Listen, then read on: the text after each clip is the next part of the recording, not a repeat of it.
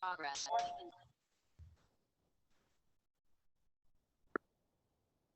Good evening, everyone. We're going to start tonight's program with a slideshow.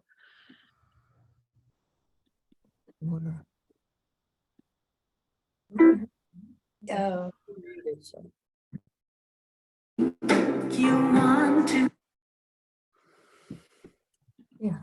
make a difference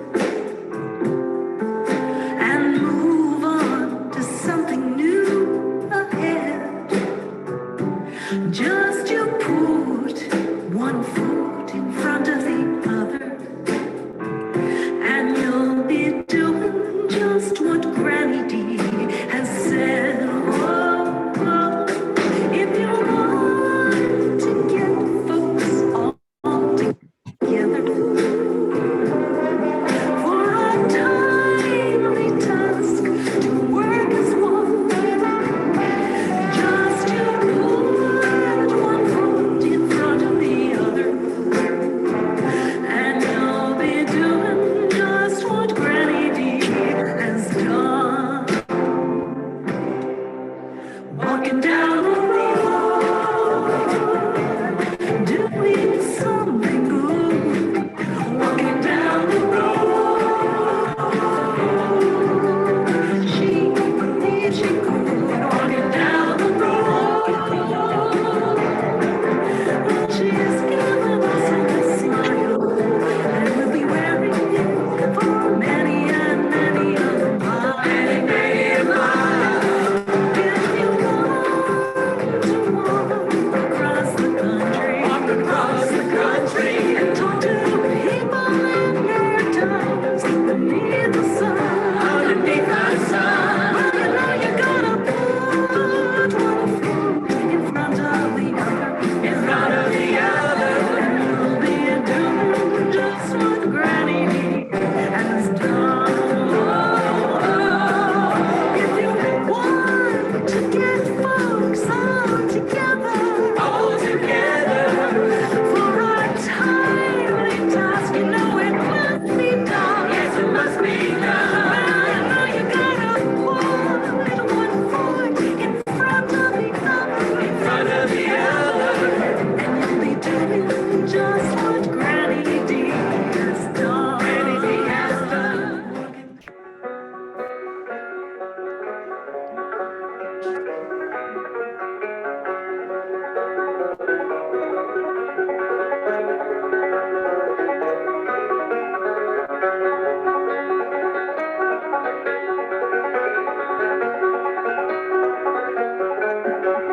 Well, may the world go, the world go, the world go. Well, may the world go when I'm far away. Well, may the skiers turn the lovers burn. Peace may the generals learn when I'm far away. Well, may the world go, the world go, the world go. Well, may the world go when I'm far away.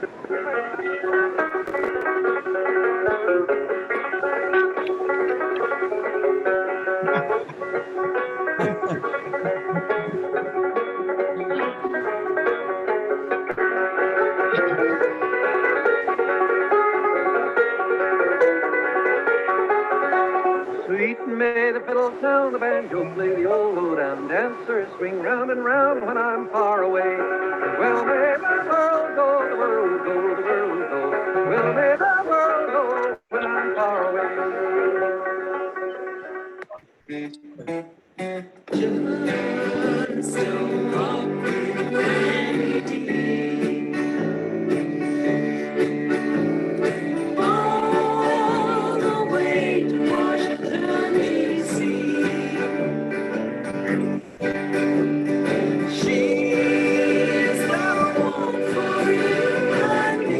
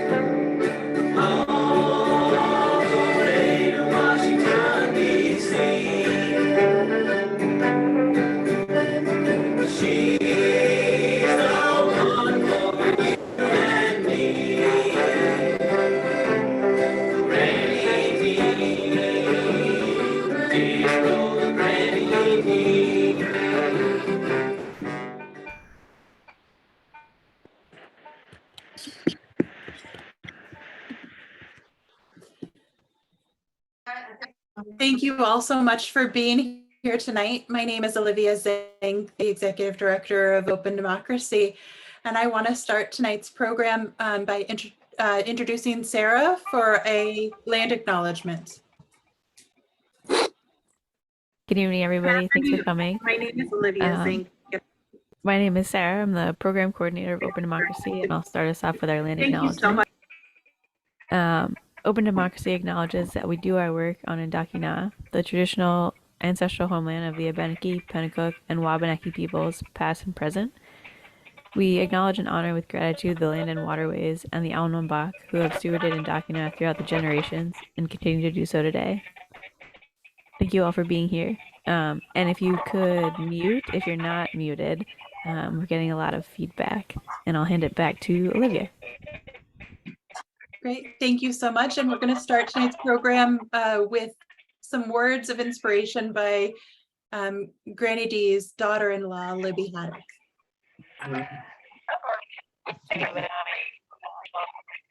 Hear me? We acknowledge you all for being here.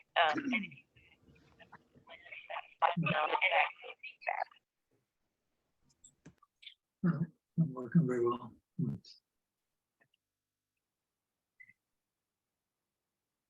Libby, feel free to go unmute and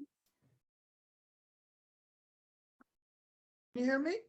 we can, thank you. That was fun to be asked to talk about Doris tonight. I met Doris when she was about 48, I was realizing. And she was very amazing then too. She was, the thing I noticed about her when I very first met her was that I had to be, I had to be pretty careful not to compare myself to her because she had such an inordinate amount of energy and the ability to focus her energy. And that was very true even at 48. And when Jim and I were first married, I was very young and we both had little jobs, but he was still in college, so he couldn't work a lot. And we lived in a little I think it was the three stories up little flat that rented for about $48 a month. And so Doris and Jim were very generous and would send us money to tide us over. And we definitely didn't have money for clothes and things like that. So Doris would very often make all my clothes.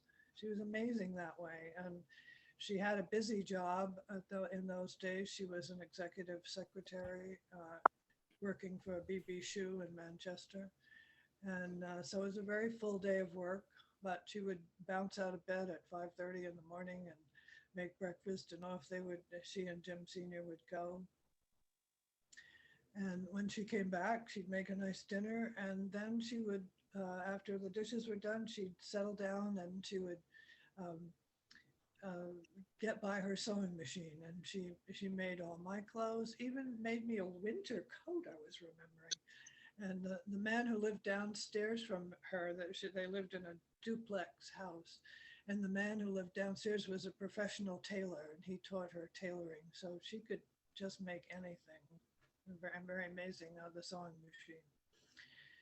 And she also made her daughter's clothes, a lot of times a new dress for her daughter, and she had 3 granddaughters, and she made a lot of their clothes as well.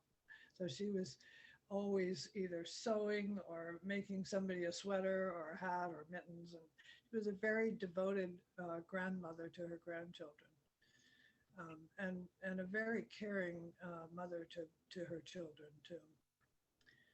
We were very lucky that when she retired, they had been planning on going up to North Conway to live, and we talked them into getting some land from my parents and building a house just down the road from where we were living. And so our grandchildren got to just walk around the corner and be with Doris and her husband Jim, and that was a great privilege for them because she was a very involved grandmother in their lives. As a matter of fact, they got a little bit resentful when she went into public life and was very occupied with campaign finance reform. They felt a little jilted. but I think they were quite proud of her at the same time. I don't know whether to go into her activist life or not. I mean, because she was actually an activist even before Jim and I got married. All right, I don't know if there's time for that. Well, thank you, Libby, for sharing those memories. And I know many others have Granny D memories, so feel free to share them in the chat. We're going to turn the program over to Dennis Burke, who's the co-author of books with Granny D and has walked with her and archived her speeches. Dennis, please unmute. There we go. I'll take things a little out of order because we have Reverend Billy with us today, and I thought we would start with a bit of an invocation. Reverend Billy is Bill Talon of New York City. I'm tempted to call, and a good friend of Doris's, I'm tempted to call him a guerrilla theater performance artist, but despite his background as actor and playwright and his early association with the American Place Theater, he's now much more than that. It would be easy to describe him as a preacher, but I don't think he's even Christian.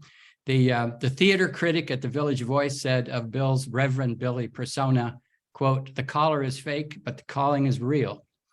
So amen to that. His calling, which put him in league and in friendship with Doris, is to attack the most cutting crises and political challenges of our times, but with a mix of joy and sacrifice. And the most recent collection of Granny D's speeches is called The Politics of Joy and Sacrifice, and it could just as easily be about Bill's work. Doris was first introduced to Bill, as was I, by Pete Seeger at a gathering near Pete's home. Bill's Reverend Billy character was already in full bloom, and he invited those in the big tent of that event to come down and be saved with Granny D, saved from the corruption of soft money, saved from the environmental destruction of political corruption, saved from the excesses of consumerism and corporatism that undermine good living on our beautiful planet. In the years since, Bill has invaded New York bank offices and other evil empires with his dancing, singing supporters dressed as everything from endangered golden toads and honeybees and many other things. The costumes are fantastic. The arrests are real, however.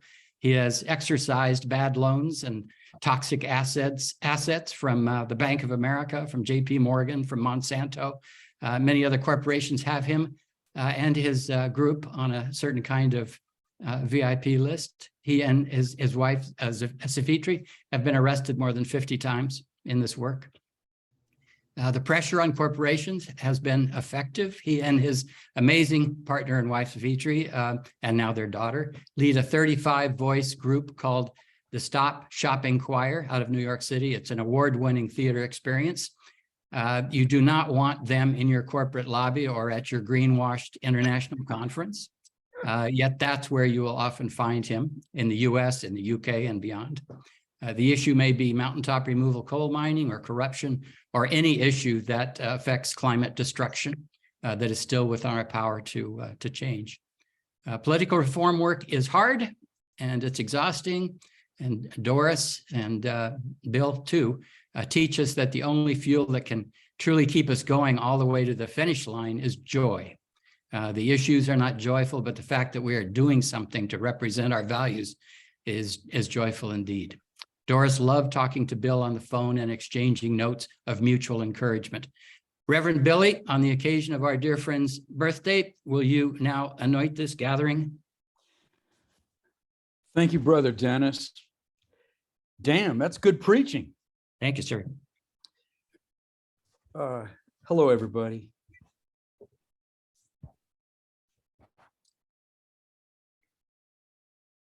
Feel the presence here today of Doris. Especially feel in the days approaching this celebration, I have felt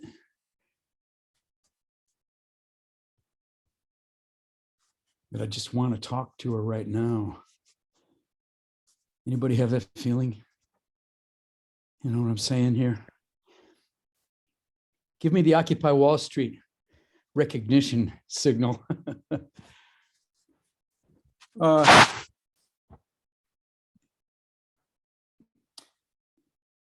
She made some canny decisions kind of in the pop world, Granny D. She knew to walk a great distance, something that we couldn't imagine someone her age doing. She made the kinds of decisions that Brian Epstein made with the Beatles. She appraised how communications were going to us. And that was one of the reasons that I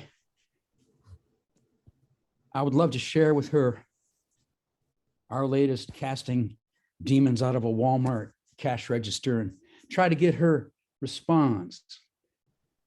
Because increasingly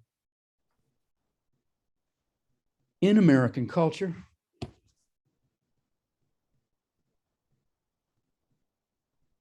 we don't know how to do that. The job of the direct action activist is, it seems to me, more and more challenging, and our need to do in our time what Granny D did in her time at this apocalyptic moment when atmospheric rivers pour down on California, when Himalayan glaciers are melting and a third of the Pakistan country disappears in one day. We're in the apocalypse. I want to call out to you, Doris, and just ask you to bless us with this particular challenge we face today. The corruption is atmospheric. It's toxic. It's a society-wide consensual hypnosis of staring at squares of light in the palms of our hands. A public space is corrupted. Jamie Dimon from the commercial bank that puts the most CO2 into the air, he says in public, on television, he says, gas is green. Coal, not so much. Gas is great. He's corrupting our language. And so, how do we walk those thousands of miles right now? How do we pierce that horizon right now? How do we do something that is just so shocking that it's clear? We haven't had a new idea in a while.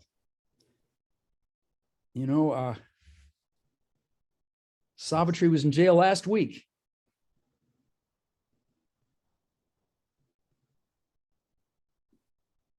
Greta Thunberg refusing to go to school is the last thing that kind of broke through the culture.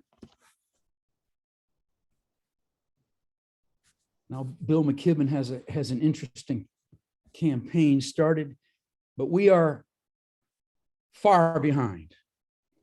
And the earth is on her own schedule. The earth is like Granny D. The earth is just, the corporations talk about the schedule they have for stopping emissions. Well, they'll stop emissions by 2050. That's the press release they handed out when we were at the climate conference in Glasgow. And I was thinking, what would Granny D think of this? In 28 years, my daughter will be 40 years old. It was like getting a press release that was the same thing as a death warrant. And yet the chutzpah level of corporations with they spend more than $1 trillion now in marketing annually. Doris would recognize how strange it is that consumerism has come to this. A recent study announced that in New York, if you live in New York and you have a computer, you're subject to 10,000 advertising events in 24 hours. Now, what would Doris say to that? And what would be her idea? She would have one. Maybe not right away. She might come back a couple days later, but she would have a good idea for walking 1,000 miles through that white noise. People advertising on their shoes, on their foreheads, on the sides of buses, skywriting. It's all Times Square today, and it's all corporate language. The same corporations that corrupt politicians in the old way that, that Granny D fought against and taught us in her simple one foot in front of the other, the simplicity of the meditative moment inside of this huge pop culture event. It was just this golden soul with her feet on the side of the road. Doris, you gave us the gift of doing in your time what was clear, what was dramatic. You teach the present day activists. Every day that we're living now, we're taught by you. And bless this event. Tonight, as we celebrate your birthday, we know we can't take time off. We can only take the kind of time off that brings us back to the reality of the time we're living. You placed seriousness with humor. You placed silence with music. You brought opposites together. You bless us at this very moment. Thank you, Doris. Somebody give me an earth-alleluia. Earth-alleluia, Bill. Thank you. Olivia, back to you. I'm going to turn it over to Sarah to introduce our next speaker. Okay, thank you so much. My name is Sarah Mausner. Some of you may remember me from last year when I sang a song that Pete Seeger and I wrote in this summer of 2001, The Ballad of Granny D. Tonight, I'm just thrilled to be able to introduce our next speaker, Pete's daughter, Tinya Seeger, who's going to tell us a little bit about Pete's friendship with Doris and their political activism and their activist partnership over the years. Tinya, I believe you're here with us. Yes, can you hear me okay? Yes. Thank you. So the sound is a little broken up in my end, so I hope at your end it sounds clear. I guess I'd like to start with just saying, you good? Okay. I'll tell you, my father really liked Granny D, and to give you an idea of where she stood in the house, he had a reference library, and as I went up into his loft this morning to just see what was there, I realized there was 8 solid inches with a label on it that said Granny books were and notes, letters. So it was part of, the leather-bound copies of Sing Out magazine and all these things that he saved that he used for reference. And she had a spot on those shelves. It's like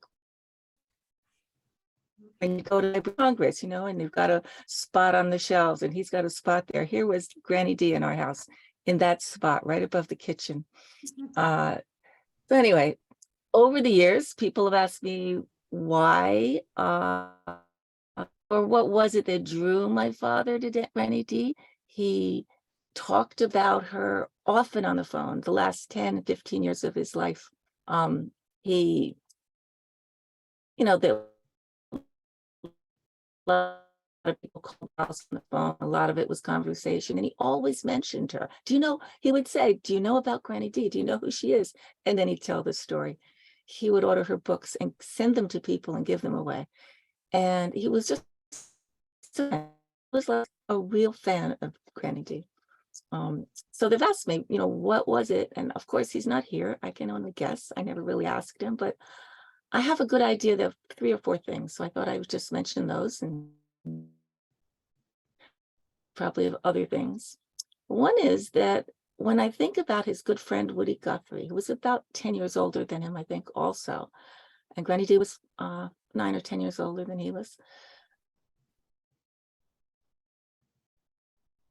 Actually, and it reminds me of the same reasons that he loved Woody, he loved Granny D, in that Woody was a regular person who used the skills that he already had, just the things he could do well.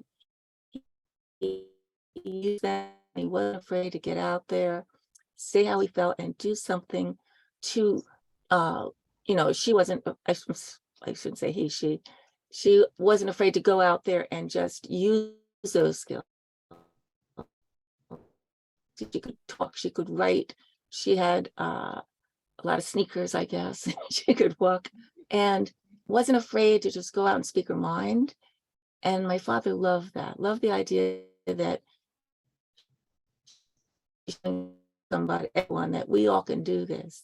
There's nothing special about you have to do this. And not saying that she wasn't special, because she was special, but I think you know what I'm trying to say. And then I think of, in other words, there were other people too that I think of when I try to think, well, what was it? And you think of Dr. King and the nonviolent action. This was his way of doing everything, was nonviolently and peaceably talking to your friends as well as the people that you disagreed with, talking to everyone. And these were things that Granny D also did. Father agreed with her completely that big money should not be making our decisions, that we had to change, the way that people are elected and everything, but in all the things that are being controlled by large corporations and money and these few number of people who are the richest in the world.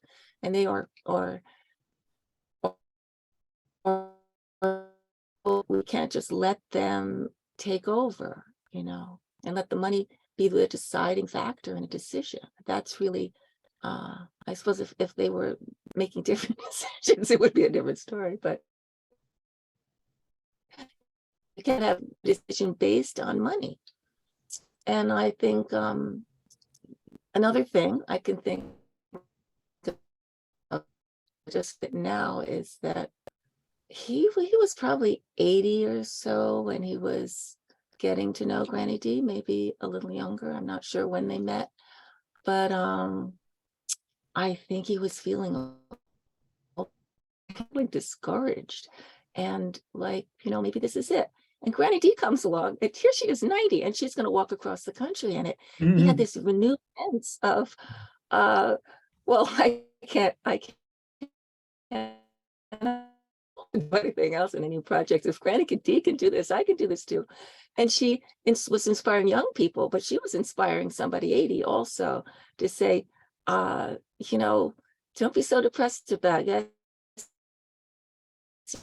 This for 70 years, but don't be so depressed. The next generation will carry on, and we too, right up until the day we die, we can be fighting for what we believe in. And so I think all of those a package of many different things that he believed in. Granny D was exemplified, and we did. I don't know if you have any other question you can think of, but that's pretty much it. Well, thank you so much. And actually, at Granny D's archives in Keene, there's a whole folder of letters your father wrote to Doris. So that lives on in Keene. And our next speaker actually is from Keene, Abi Abrash Walton, who's a professor at Antioch who knew Doris well. Thank you, Olivia. Good evening, everyone, and happy 113th birthday, Granny D. It's a pleasure to be with you all. As Olivia said, I had the pleasure of getting to know Granny D very early on in my time living in New Hampshire. I came as somebody having spent more than a decade in Washington, D.C. doing international human rights research and advocacy. And it was abundantly clear that campaign finance reform was the meta issue. It was the key to resolving a lot of different challenges, whether those were environmental challenges, human rights challenges, consumer challenges, labor challenges, you name it. Campaign finance reform was the meta issue.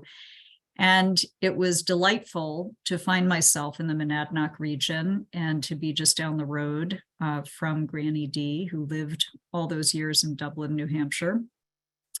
And as she liked to say, democracy is not a spectator sport. It is not something we have, it is something we do. And boy, did she do it. And she did it in ways that inspired countless people and gave us a great gift, which is that she really helped to raise awareness about the need for campaign finance reform through her walk, through the many other things that she did to shine a strong spotlight on that critical need, and to mobilize many, many people around the country to focus their efforts in supporting what was going to be a very difficult challenge, legislative challenge. And so, I remember being back in Washington when she came to town after her cross-country trek as a pilgrim, going home to home, seeking shelter, seeking food where it was given. And on her arrival, being met by an enormous crowd ready to celebrate her. And we are honored to have Senator Feingold with us tonight as one of the co-authors and real champions of the McCain-Feingold bipartisan campaign finance reform bill. And I think it's fair to say that Doris's efforts really created the kind of mobilization that creates the political space that makes the passage of this type of legislation possible. And so, great, moved through the Senate. You'll remember that the House was under Republican leadership at the time. It was not sailing through the House. And in fact, the Republican leadership didn't want to bring it to a floor vote, didn't want it to go through the committee process. And it turned out that we were able, in our small way, to make a contribution in terms of policy advocacy, because lo and behold, Representative Charlie Bass, who was representing New Hampshire's 2nd congressional district at the time, was our representative. And we knew that all politics are local.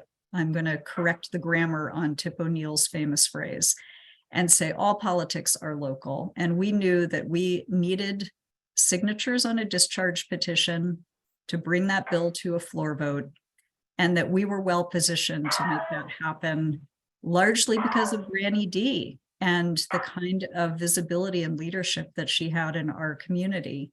And so we did a targeted campaign to help Charlie Bass do the right thing and add his signature to that discharge petition, which helped to get it to the finish line and was a profile in courage on his part that he was willing to buck his party's leadership and do the right thing and represent his constituents in terms of what we wanted, which was bipartisan campaign finance reform. So I share that with you this evening. It is a legacy that I talk about with my advocacy students at Antioch in just about every single course I teach, and hold Granny D up as a role model, as a real leader for what people can do when they put their mind to it and do it effectively, strategically, and well. So thank you all for this space to be with you and to remember Doris and to celebrate her. It's a wonderful thing. May there be many more Granny Ds in our American future. Thank you, Abby. Next up, I'm going to introduce our 3 quotes from Granny D. So words of Granny D that will be read by Representative Jonah Wheeler, Representative Howard Heath, and Representative Jody Newell. So if you all 3 of you would like to share your words or Granny D's words. Yeah, I guess that I can go first. Also got my name reversed like many people do. But anyway, I did want to share something. In the spring of 2000, the year that I was actually born, Granny D visited Franklin Pierce University, where she spoke to students about how people were comparable to a 7-layer cake. Here's an excerpt from that speech that I think that we could all learn from. Most people are worth knowing if you take the time to understand them. Unfamiliarity with other people, ignorance of other people is what makes war possible and violence possible. And it drives all the social divisions in a school or in a town or in a nation or a world. When you understand people well enough, you can't help but love them, even if you hate them too. If you think that those are incompatible emotions, I remind you to think about your relationship with almost any close family member. Understanding people is loving them. Hatred is what we feel when we do not understand. Thank you.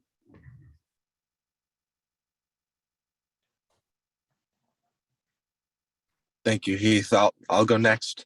Granny D, I never got to meet her, but I got to meet Carol Wyndham, who spent a lot of time with her, and so many people who just live the spirit of Granny D, and she is inspiring the work that Heath, Jody, and myself and all the people in the State House are doing, and I'm very appreciative to be here tonight to get to honor her in any way possible. So I'll be saying a little bit from her February 29th speech in 2000 when she had just finished her walk in Washington. The people I met along my way have given me messages to deliver here. The messages are many, written with old and young hands of every color, and yet the messages are the same. They are this: shame on you, Mitch McConnell, and those who raise untold millions of dollars in exchange for public policy. Shame on you, senators and congressmen, who have turned this headquarters of a great and self-governing people into a bawdy house. The time for this shame is ending. The American people see it and have decided against it. Our brooms are ballots, and we come a-sweeping. Granny D will live within all of us if we continue to live with her spirit. So thank you very much, and I'll hand it off to Jody. Whew. Okay, there are a lot of quotes that really spoke to me that I could have chose from, and I think based on kind of the way that I came into this work and what she really means to me, I decided on these two, and I'm gonna sneak them in real quick. We have a duty to look after each other. If we lose control of our government, then we lose our ability to dispense justice and human kindness. Our first priority today, then, is to defeat utterly these forces of greed and corruption that have come between us and our self-governance. And I'm sorry, because I'm just going to sneak in another one, because this is how I do things. Never be discouraged from being an activist, because people tell you that you'll not succeed. You have already succeeded if you're out there representing truth or justice or compassion or fairness or love. I want to thank the three of you for sharing Granny D's words. And next we'll hear from Bob Perry, who is restoring Granny D's vehicle, Rosie. Thanks, Olivia. I'm very proud of these three young people who give us all hope for the future. I have a very quick story about Pete Seeger. I was at the Clearwater Music and Environmental Festival several years ago out in Croton-on-Hudson, New York, which is about an hour's ride north of the city train ride. And I was under one of the entertainment tents, and I saw Pete walking over towards me, and I was delighted to be able to hold the chair out for him as he sat down. I love Pete Seeger. Back to Rosie. The story of Rosie is an evolving one as we put together the pieces of its past into a single folder for that history to be awakened in the near future. I apologize for glaring errors in this presentation and encourage others to provide correct detail. It was known that Rosie was in storage in an empty corner of a reputable auto repair business in Keene called The Fix. Ruth Meyer and Regina Bringoff, its elderly owners, grew more concerned as time passed that Rosie was a burden to the owner of the business and what to do with this relic from the past. In time, Rosie was removed to an area for storage outside the protection of inside storage. While walking around the area while her car was being repaired at The Fix, Heather Stockwell, who I know is on this Zoom, discovered Rosie's less than ideal location in the rear parking area and alerted others of its whereabouts.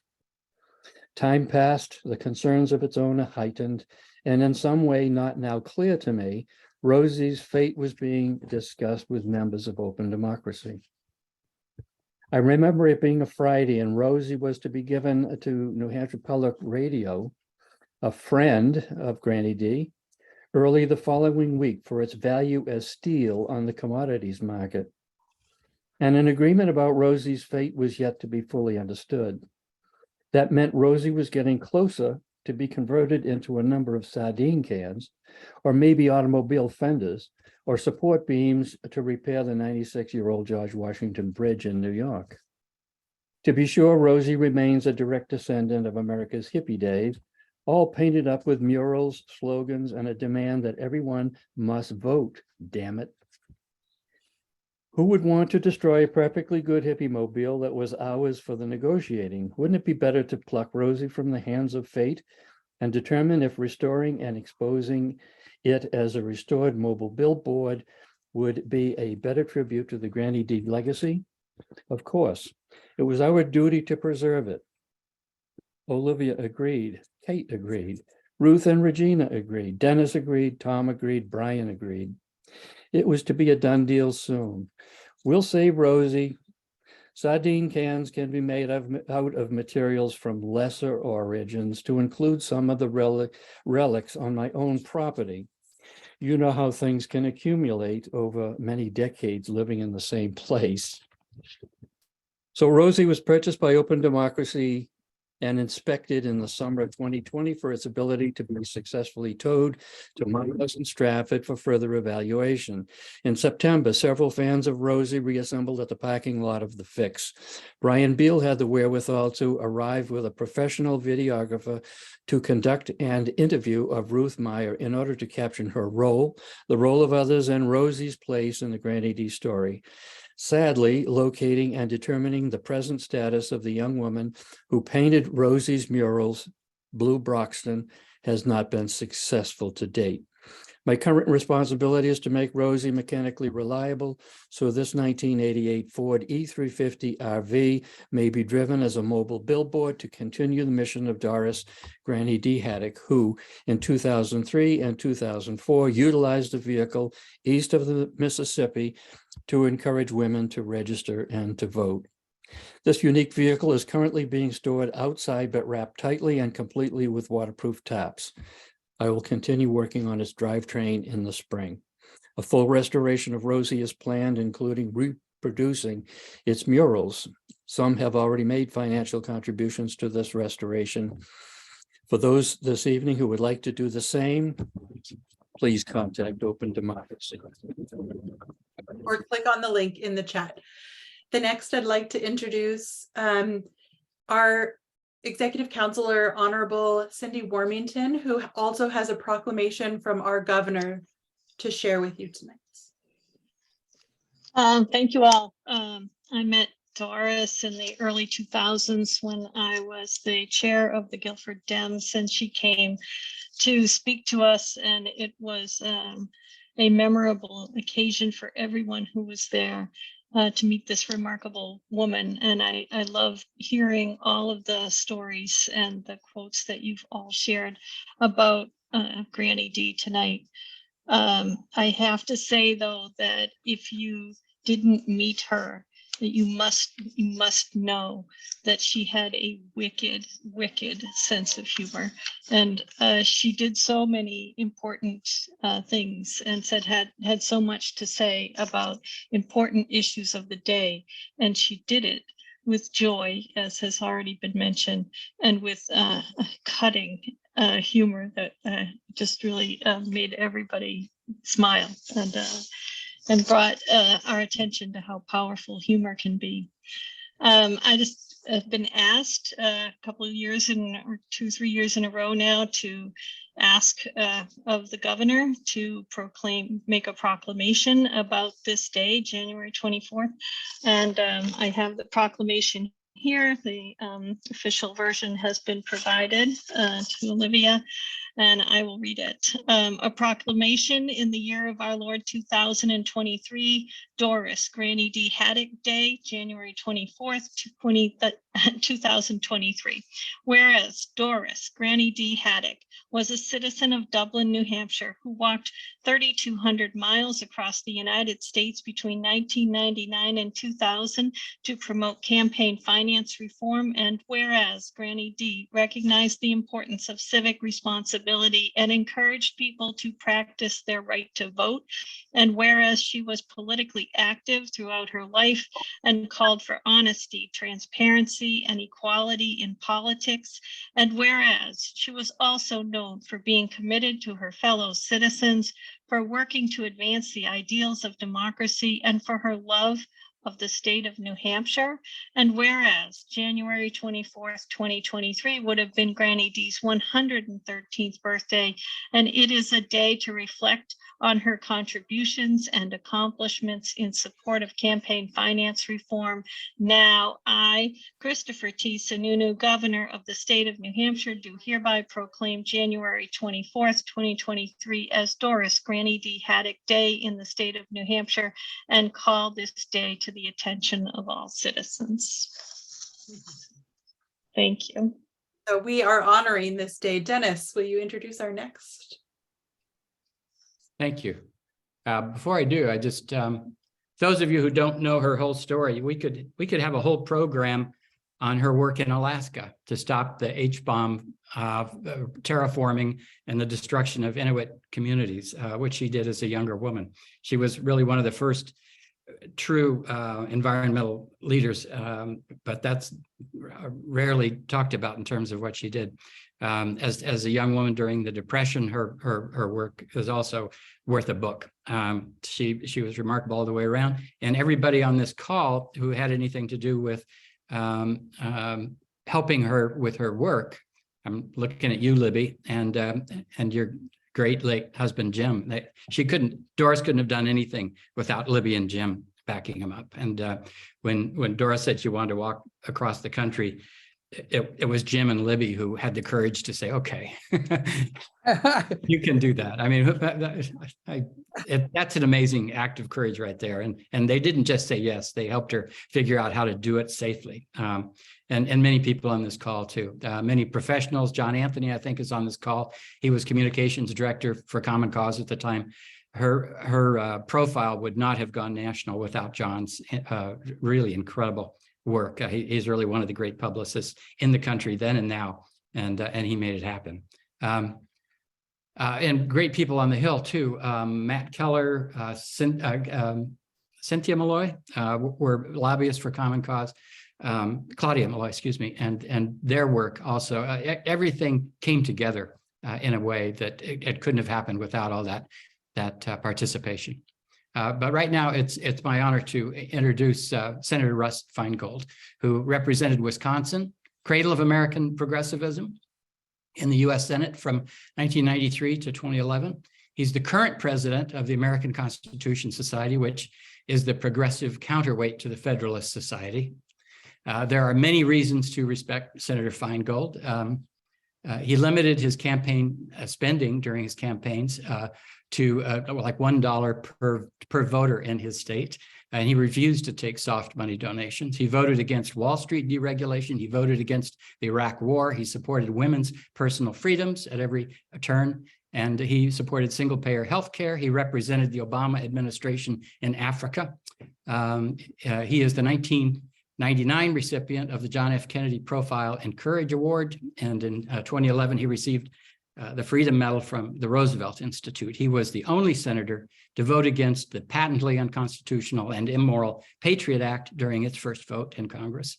His name is often mentioned as a presidential candidate, and here we find him on a call to New Hampshireites, which is great. Of course, he was with John McCain, the co-sponsor of the Bipartisan Campaign Reform Act, which in many alternate universes with different Supreme Courts is still the law of the land. Quite a few members of Congress walked with Granny D as she traveled through their districts or states with TV cameras in tow, but Senator Feingold was the only one to do so outside his own state. He walked with her in Tennessee, far from his own voters and his state's television stations, and that was an important moment for Doris. But he wasn't following Doris so much as she was following him, for it was Russ Feingold, along with John McCain, who challenged citizens to get out of their easy chairs and gather 1.776 million signatures, that's 1776, for American political campaign reform. Senators Feingold and McCain did so at an event in Boston's Faneuil Hall in March of 1997. They were joined by members of Congress Bill Bradley, Marty Meehan, and Chris Shays.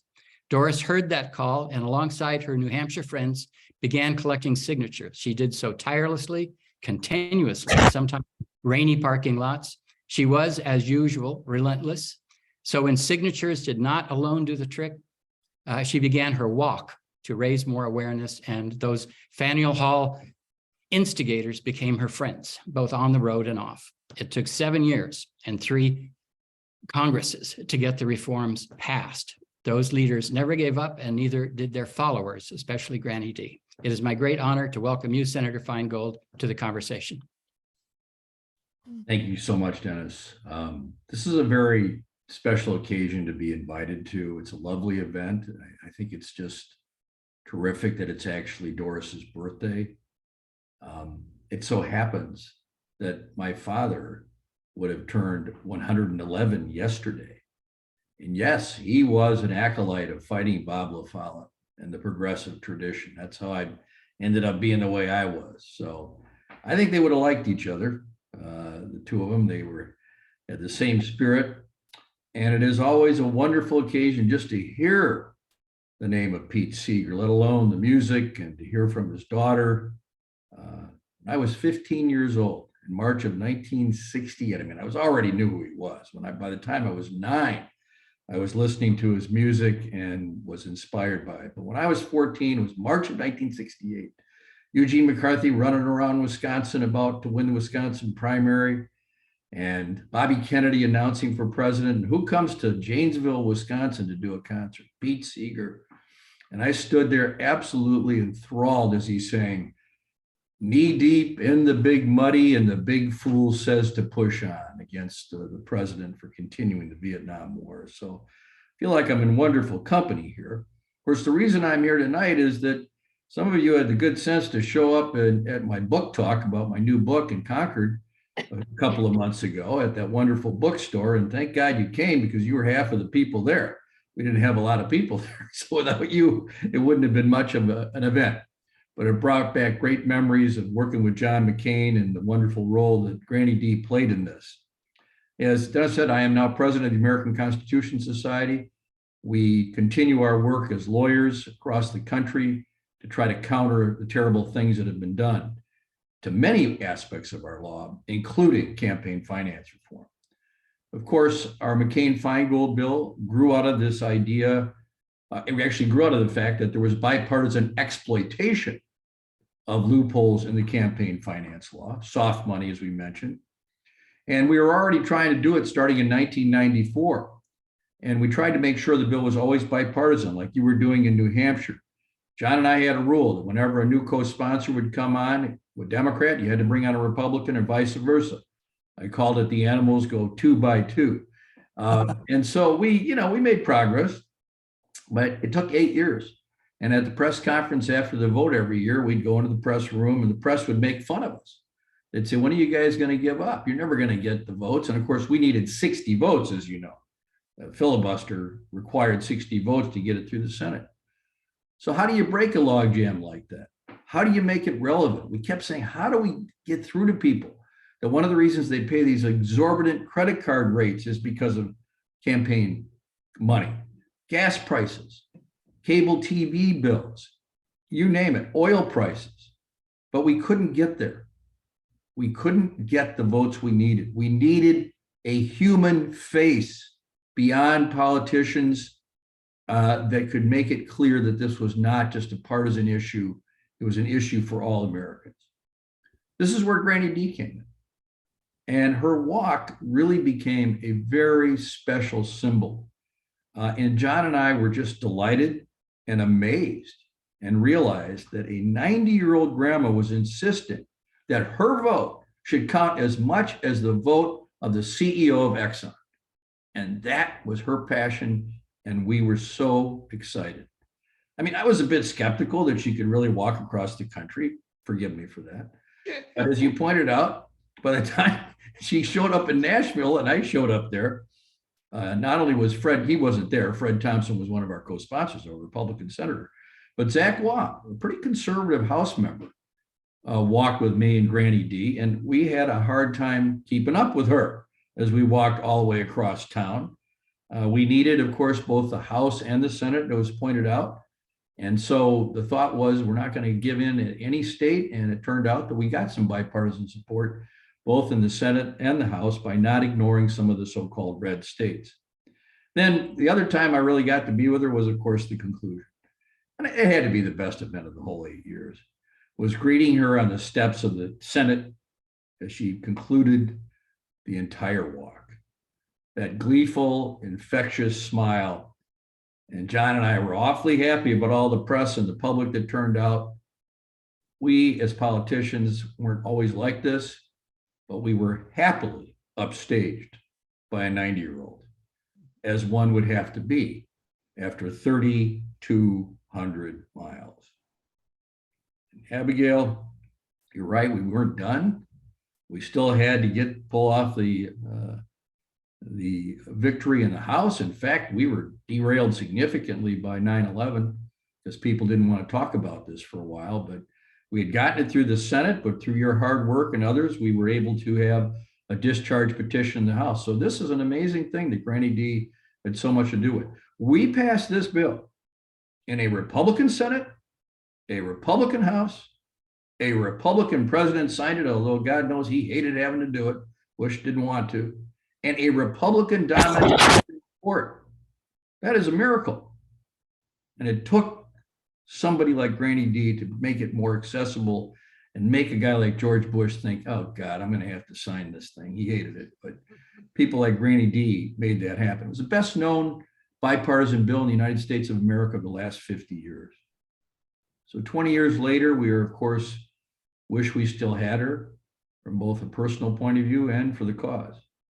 Citizens United was a devastating blow to everything we believe in on campaign finance reform, although it did not technically overturn McCain-Feingold. It is hurt in even more ways by eliminating the Roosevelt-LaFollette era Tillman Act from 1907. And both parties are in on this. Let's not kid ourselves, both parties. When you see the stories about the FTC cryptocurrency scandal, that unlimited dark money was flowing to both parties. So we need people like Granny D to help us overturn Citizens United, to pass legislation that can help solve this problem. Some think we should do a constitutional amendment to do with this, but don't be totally discouraged.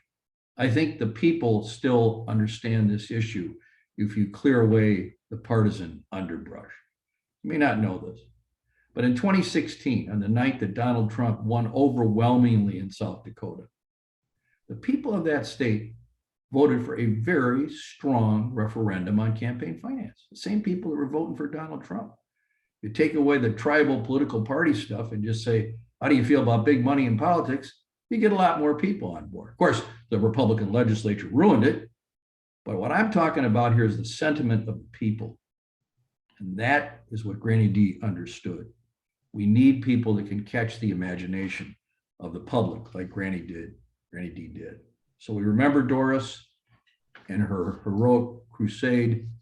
And I conclude doing what I almost always do, quoting Bob Dylan. I can't help it.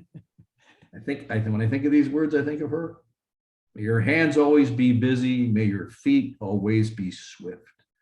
May you have a strong foundation when the winds of change shift. May your heart always be joyful. May your song always be sung. And may you stay forever young.